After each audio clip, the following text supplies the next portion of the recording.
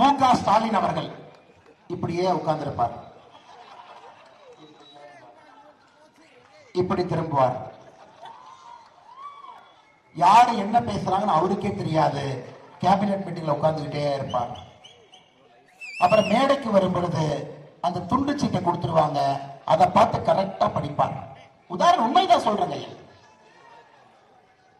அதையும் அண்ணன் அஸ்வத்தாமன் சொல்றாரு, அதையும் தப்பா படிக்கிறாரு. வர வர அவருக்கு பக்கத்துல அண்ணன் K.N. நேரு, அவர்கிட்ட போய் ஏதாச்சும் கேள்வி கேட்டா, தம்பி இந்த கக்கூஸ் கட்டுறது மட்டும் எனக்கு கேள்வி, நான் பதில் சொல்றேன், மிச்சதெல்லாம் எனக்கு தெரியாது. அமைச்சர்கள் பாரு, காமராஜர் ஐயா இருந்த இருக்கையில, கக்கன் ஐயா இருந்த இருக்கையில, சுப்பிரமணிய ஐயா இருந்த இருக்கையில, புரட்சி தலைவர் டாக்டர் எம்ஜிஆர் ஐயா இருந்த இருக்கையில, மிகப்பெரிய ஆளுமைகள் இருந்த இருக்கையில யாரெல்லாம் உட்கார்ந்து இருக்காங்க பாரு. தப்பி தவிர இந்த பக்கம் எட்டி பார்த்தா இந்த இளம் படையின குரூப் சுத்திட்டு இருக்குது. நாங்கெல்லாம் youngsters, young brigade. Young brigade யாருங்க?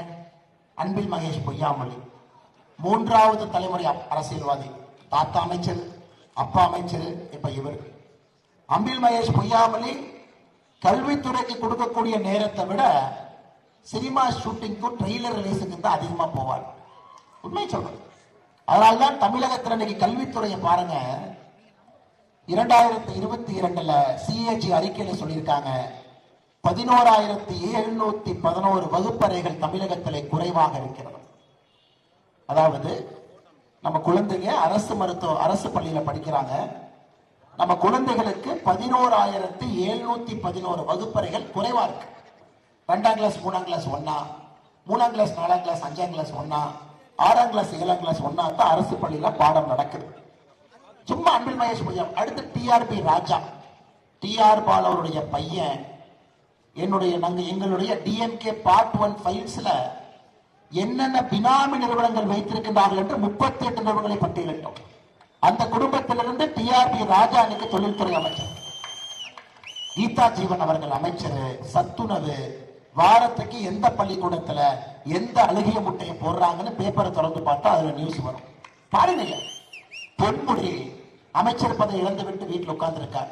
சாராய அமைச்சர் செந்தில் பாலாஜி புலால் சிறையில கம்பி எண்ணி கொண்டிருக்கிறார்.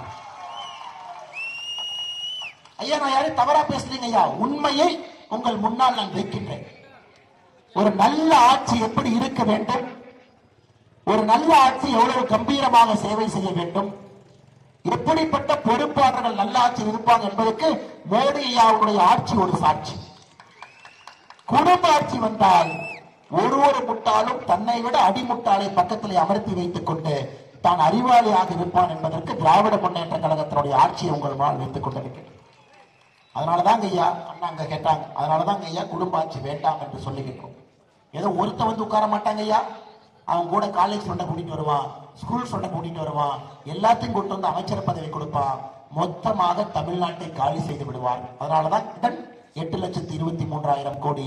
அதனாலதான் டாஸ்மாக் வருமானம் 44,000 கோடி. அதனாலதான் தென் தமிழகத்தில் மழை பெய்தால் முதலமைச்சர் டெல்லியில் இருக்காரு. அந்த அளவுக்கு அடிப்படை அறிவு கூட அவருக்கு, அடிப்படை அறிவு. மழை பெஞ்சா ஒரு முதலமைச்சர் கனமழை பெய்யும் பொழுது எங்கே இருக்க வேண்டும், வடக்கில் இருந்தா தெற்க போறாரு, தெற்கில் இருந்தா வடக்க போறாரு, டெல்லிக்கு போறாரு, இந்தி கூட்டணி மீட்டிங். பாரு எப்படி இருக்காங்கன்னு பாரு ஐயா. இது எல்லாம் நம்ம தெளிவாக புரிந்து கொண்டு 2024 பாராளுமன்ற தேர்தலில் மொத்தமா இந்த சிஸ்டத்தையே உடைக்கணுங்க ஐயா. இதை உடைச்சு வீசம், இல்லாட்டியெல்லாம் தமிழ்நாட்டுக்கு மாற்றம் இல்லைங்க ஐயா.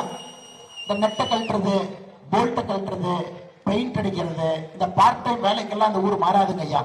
மொத்தமாக சிஸ்டத்தை அடிச்சு உடைச்சு வீசிட்டு புதிய சிஸ்டத்தை கட்டினா மட்டும்தாங்க ஐயா தமிழக முன்னேற்ற பாதையில செய்யும். நீங்கள் அதை செய்ய வேண்டும் என்பது என்னுடைய அன்பான வேண்டும்.